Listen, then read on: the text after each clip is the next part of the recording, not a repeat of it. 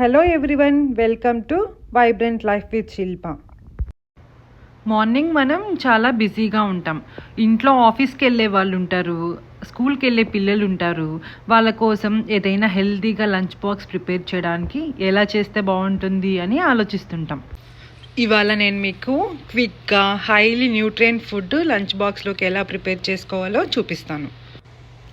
నేను ముందుగా పులగం ప్రిపేర్ చేస్తున్నాను. పులగం కోసం ఒక కప్పు రైస్ తీసుకున్నాను, ఇంకో కప్పు పెసరలు తీసుకున్నాను. ఇవి గ్రీన్ మూంగ్ దాల్, అంటే స్ప్లిట్టెడ్ అనమాట. యాక్చువల్గా దీని ప్లేస్లో మనం బ్లాక్ కలర్ మూంగ్ దాల్ ఉన్నా కూడా తీసుకోవచ్చు.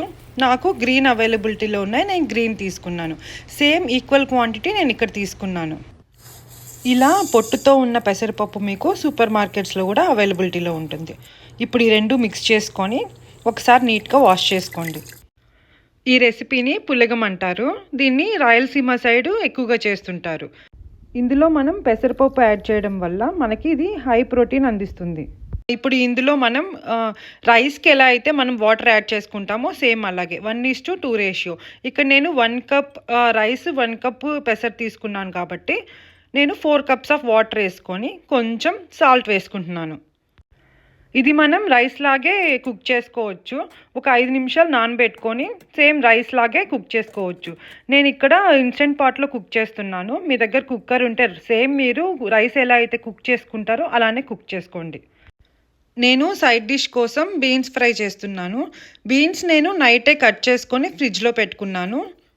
ఇప్పుడు ఈ బీన్స్ని స్టీమ్ చేసుకుంటాను. ఇదివరకైతే నేను బీన్స్ని బాయిల్ చేసుకునేదాన్ని ఫ్రై చేయాలంటే. అప్పుడు కొన్ని న్యూట్రియంట్స్ మిస్ అవుతాయి అని నేను విన్నాను. సో అప్పటి నుంచి నేను స్టీమ్ చేసుకుంటున్నాను. ఈ బీన్స్ స్టీమ్ అయ్యేలోపు నేను పులగంలోకి మంచి కాంబినేషన్ వేరుశనగ పప్పులు పచ్చడండి.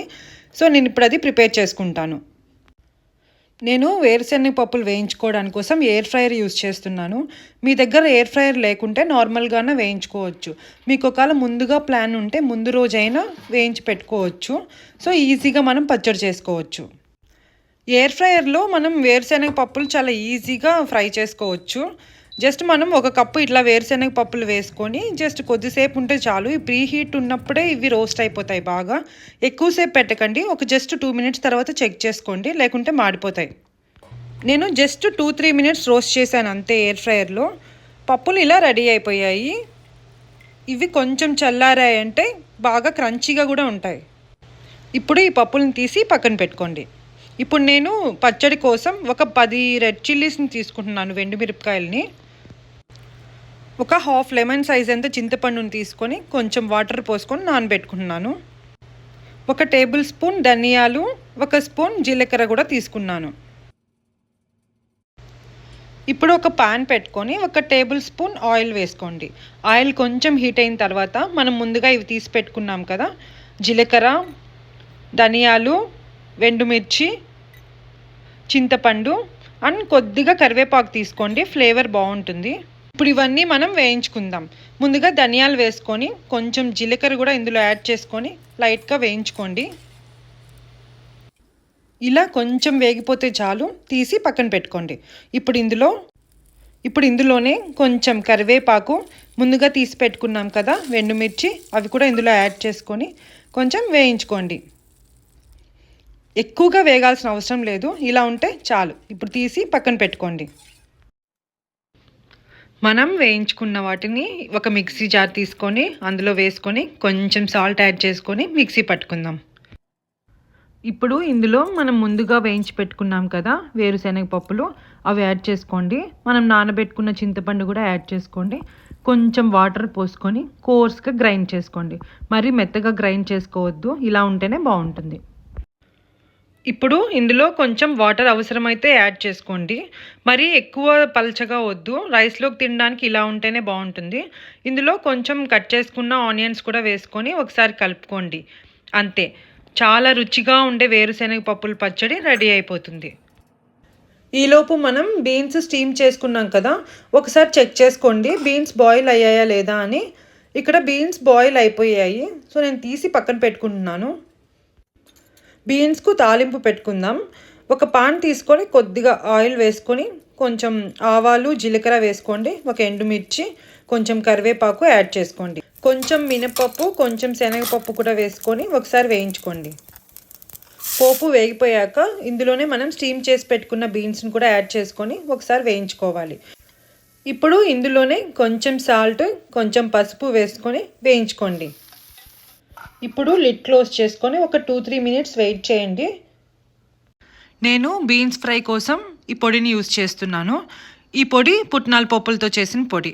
నేను ఇండియా నుంచి వచ్చేటప్పుడు మా అత్తమ్మ చేసి పంపించింది. ఈ పొడిలో పుట్నాల పప్పు, ఎండుమిరపకాయలు, వెల్లుల్లిపాయలు, వెండి కొబ్బరి వేసి కొంచెం వేయించుకొని మిక్సీ పట్టుకుంటారు. ఇలాంటి పొడి కనుక మనం రెడీగా పెట్టుకుంటే మనం ఈజీగా తాలింపులు చేసుకోవచ్చు. ఒకవేళ మీ దగ్గర ఈ పొడి లేకుంటే కారం, ధనియాల పొడి అయినా వేసుకోవచ్చు. నేను ఒక 2 టేబుల్ స్పూన్ ఈ పుట్నాల పప్పుల పొడిని వేస్తున్నాను. ఒకసారి అంతా బాగా కలుపుకుంటే సరిపోతుంది. అంతే, బీన్స్ ఫ్రై మనకి రెడీ అయిపోతుంది. ఇది చాలా టేస్టీగా కూడా ఉంటుంది. ఒకసారి మీరు ట్రై చేయండి. మా పాపకు బ్రేక్ఫాస్ట్ కోసం మనం చేసుకున్నాం కదా వేరుశనగ పప్పుల పచ్చడి, అది ఇంకా దోశ పెట్టాను. ఈలోపు మనకి పులగం కూడా రెడీ అయిపోయింది. ఈ పులగం అన్నం చాలా సింపుల్గా ఎవరైనా చేసుకోవచ్చు. ఇప్పుడు మనకు పులగం అన్నం, బీన్స్ ఫ్రై, వేరుశనగ పప్పుల పచ్చడి 3 రెడీ అయిపోయాయి కదా. ఇప్పుడు మనం లంచ్ బాక్స్లోకి సర్వ్ చేసుకుందాం. ఈ పులగం అన్నం ద్వారా మనకి చాలా ప్రోటీన్ అందుతుంది. అండ్ వేరుశనగ పప్పుల పచ్చడి కూడా మనకి చాలా హెల్దీ. అండ్ బీన్స్ ఫ్రై కూడా మనకి మంచి ఫైబర్ని ఇస్తుంది. ఈ 3 combination healthy and super tasty combination.